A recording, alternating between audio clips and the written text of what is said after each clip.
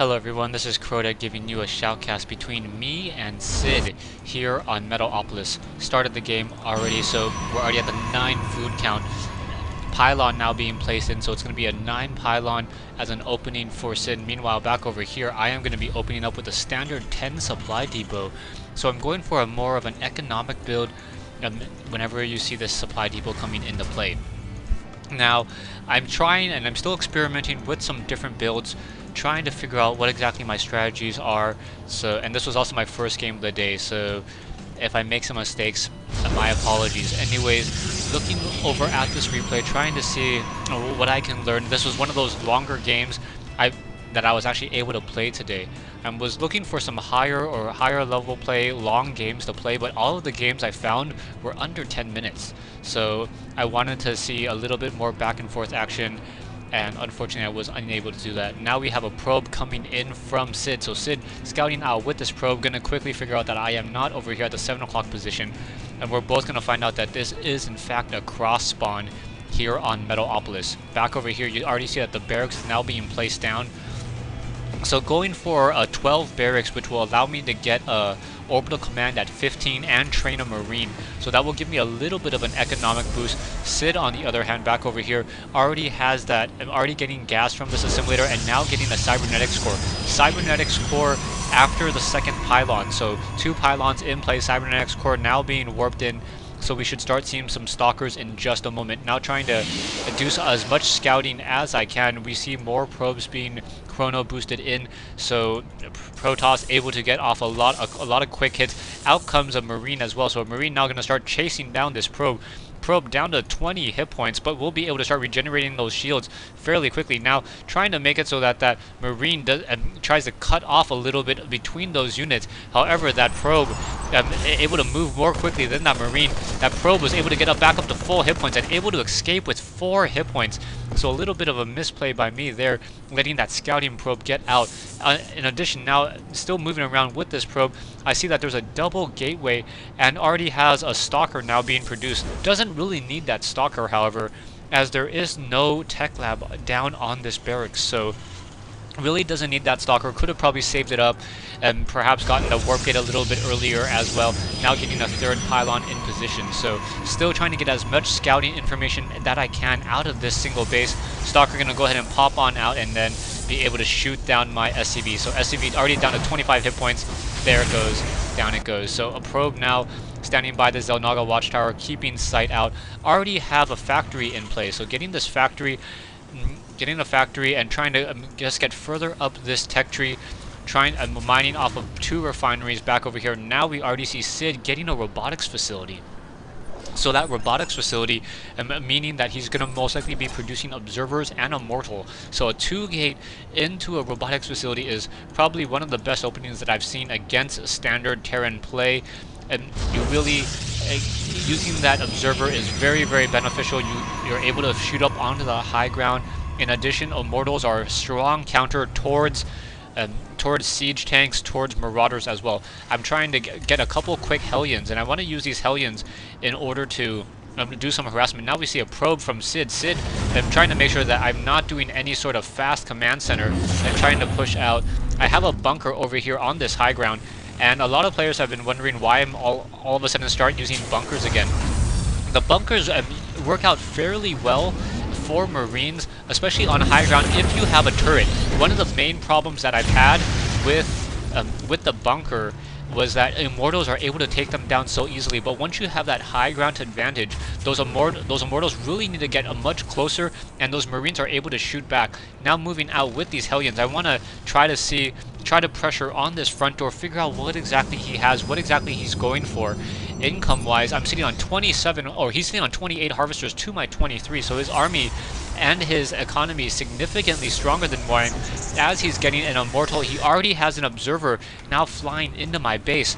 So this Banshee and this cloak that I'm currently researching on is not going to work out nearly as well as I hoped. Also, I have a single missile turret in play, and I'm unable to really... am I able to see it? No, unable to see it. I was looking for this little flicker because I knew that there was an observer in my base, but I wasn't quite sure where it was. Hellions now moving around the field in order to get a better scouting out throughout the map. He's now going into a 3-gate with a single Immortal, so with a fairly decent sized army. His economy is also much stronger than me, sitting on 29 harvesters compared to my 25. I'm thinking that I probably should have built either an earlier engineering bay or an additional command center to try to saturate this mineral line and then lift it off. The siege tank now coming in army-wise, he's seen on 1325 versus my 800, and I saw my Marines do a quick hit, so I'm trying to look for this observer, and I'm unable to see it. And I do a quick scanner sweep trying to find it, but that observer now moving over here. So very nice by SiD. SiD knowing that I would try to reveal it. Stalkers and Immortals moving over here, so a fairly decent sized army, but I know that there's nothing that he really has that will be able to really push on into my base. I'm starting to get the stim packs and that combat shield, and getting a reactor as well. I'm trying to build up more supply depots. I was currently supply locked, trying to macro up a little bit better, but still, yeah, still need to train up more SCVs. Only sitting on 26 harvesters. Really need around 30 harvesters to really be able to saturate that mineral line. Observer sitting over here. Oh, so Observer sitting over there. I'm actually watching this replay for the first time, so I'm trying to figure out what exactly I could have done better. Now SiD playing very smart, going for a Stargate and going for Phoenixes. Phoenixes in order to counter my Banshee. Phoenixes, another thing to note is that Phoenixes have more hit points than a Viking. So a Phoenix, as long as it's within range, may be able to take down a Viking. Because I think the Phoenix actually fires much more quickly as well. Now we have some Stalkers moving out, a couple Stalkers and Immortals. I only have a single siege tank. I don't know the unit combination of my opponent nearly as well as I would like. My unit combination is sitting on 2 Banshees, 2 Hellions, 2 siege tanks, and 10 Marines against a very, very large army of 8 Stalkers, 2 Phoenixes, 1 Sentry, and an Immortal, followed by 2 Zealots.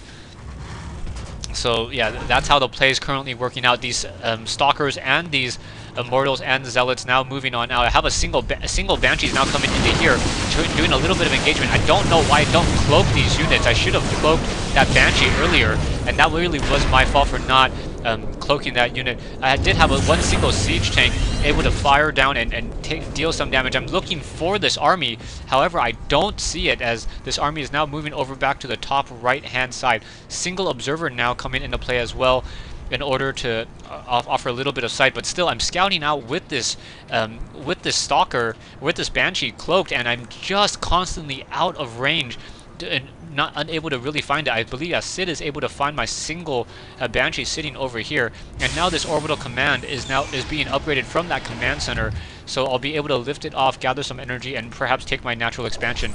SiD, on the other hand, already has his natural expansion up and sitting on 36 harvesters, definitely out macroing me, running off of 5 gateways, also getting the Templar archives in order to open up the high Templar play for some Psy Storms. So Banshee now moving back into my base. I'm thinking that I can pretty much take my natural expansion, salvage my bunker, and move out with these units. Also getting the level 1 armor upgrade on my Marines in order to have them be a little bit more durable, as I'm already getting I believe I already have Stim Pack, and also researching that combat shield as well. So I'm now going to go ahead and try to establish my natural expansion as well. Both players, he's already still sitting on a much larger army than I am, just pretty much out macroing me this whole entire time, trying to get a stronger economy, but that chrono boost, very, very powerful, and also being able to confine me to my base for a little while. High Templars now warped in order to get some additional energy, and now getting some photon cannons. So SiD establishing his natural expansion fairly well. Taking a look at the Twilight Council, already researching the Zealot Charge, may research Blink. His army now consisting of 1 High Templar, a couple Sentries, or 1 Sentry, 5 Phoenixes to counter any Banshee harassment that I have. And this really just confuses me as a Terran player. I'm kind of stuck mentally trying to figure out what I want to do. I'm trying to macro up even further. I should probably be training some SCVs, trying to get a stronger economy. He's sitting on 40 harvesters to my 31. So, but I am in a fairly safe position. I have siege tanks. If he tries to attack into me, it would be pretty devastating. And now I'm going to be moving out with these medevacs. However, he sees all of this play with this observer over here. So stay tuned for part 2 of this replay between me and SiD here on Metalopolis.